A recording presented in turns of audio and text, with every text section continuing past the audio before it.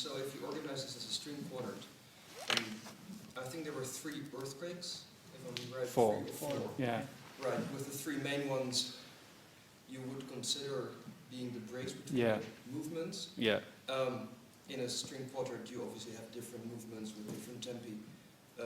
Did you consider this in filmmaking? I didn't have the time to actually reflect. Well, it's kind of like retrospectively, it's much easier to talk about it. At the time, you are ducking and diving, and initially I put the earthquakes in because I wanted some kind of punctuation. And initially, the main idea was that the earthquakes would make the audience realize that all 4 screens were synchronized. That's hence the timing being somewhat crucial, you know.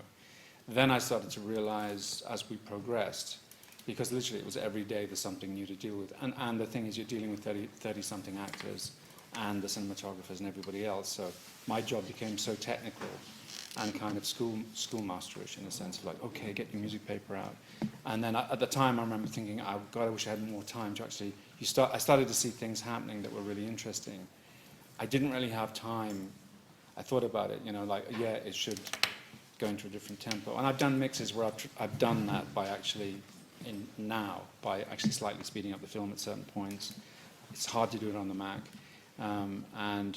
And using much higher tempo music, like a lot of affects and stuff like that, just to completely change the tempo. And also at times just pulling everything out so it's completely and utterly silent, something you never get in a film. If I was to do it again, which I would like to, something like that, this form, I would start considering those things rather than what I was doing there, which was literally just like having an idea and then trying to make it work and getting through the next day.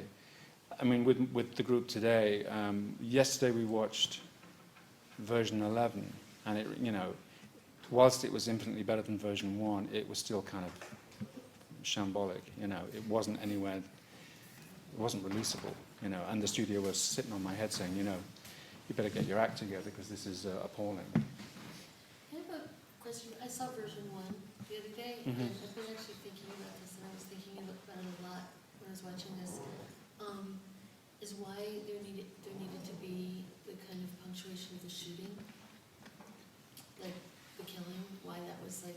It's like why a car chase. Did it have to do with Nashville? Or No, it had to do with, you know, I always thought someone should get killed. You know, it's like, I'm trying to do 2 things. One is like quite experimental in terms of form. Within that, I was saying to my group, you know, I just wanted the biggest bullshit plot. You know, sex and death had to be in there in some form as punctuations, you know. And it's sort of, you know, as death's always good for film, you know. I don't think I've done one without, you know. It's like it's always a good thing in a film, a death, I think. And shooting's good because it shocks people. You know, the noise is very noisy, and I made sure that it was like really loud, the gunshot and everything, and people don't do this. That wakes people up a bit. I mean, just for me, Yeah. I mean, it was personally, like the sort of, the sense of an ending, of sort of like the sort of stopping and continuing was really intense. Even, I almost didn't need it. I don't know. Sure. I mean, but you're talking about 2, you know. Yeah. The practical situation was Sony Pictures, Inc., LA, you know, coughed up $4 million plus, which was like, and they said, well, sorry, the budget's so small. So, dude, you know, really, it's quite big for something like this. I was thinking of more like 10 grand. I was going to do this little art house piece in Covent Garden, you know. And for various reasons, I had a production deal at Sony at the time from my other films, and I had to legally tell them everything I was doing. I thought, I'm fine. Everything I'd ever offered them, they said, you know, fuck off. I told the head of the studio this, and he went, well, you know, real-time films, digital, Sony cameras, this, you know. He said, we'll do it. I went, really? He said, yeah, do it in Hollywood. I went, right, and I immediately changed the story into like, I'll do a Hollywood, you know, Pulp Fiction kind of story.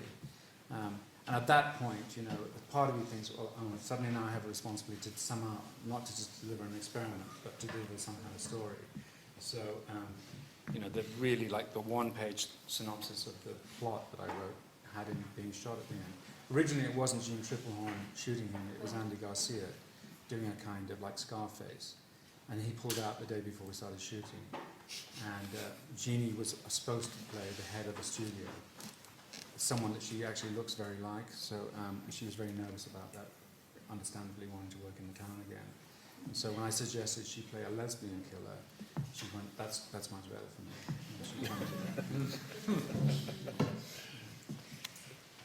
Without using the name Leibniz, could you explain, or did making a 4-channel film say something about the complexity of reality to you and the artificiality of linear single channel filmmaking? Did this open up a different way of looking at? Absolutely. I mean, initially, as I say, I've got the notebook, and I remember the 2 or 3 pages that this all took place on a train journey from London to Newcastle.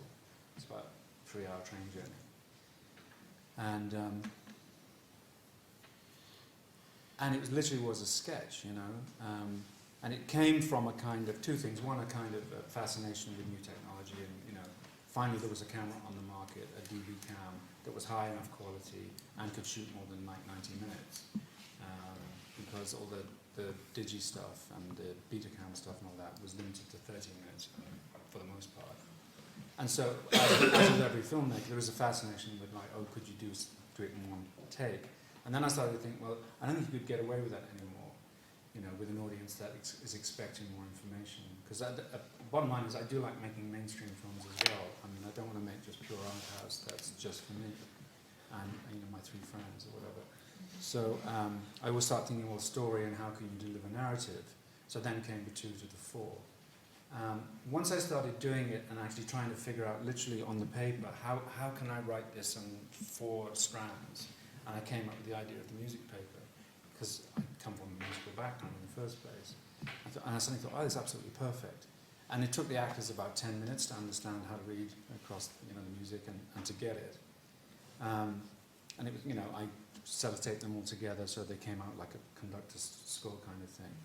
And then I realized something very significant, which is that normally when you'd write a story for film, you impersonate what the editor's going to do.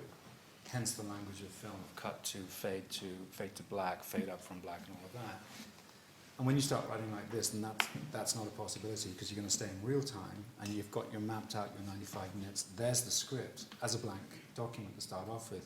It's great, because you can just jump in somewhere and kind of go. I think the first thing I did was the earthquakes. Okay, I'm going to put in 4 earthquakes. And that at least made a kind of impressive mark on the page.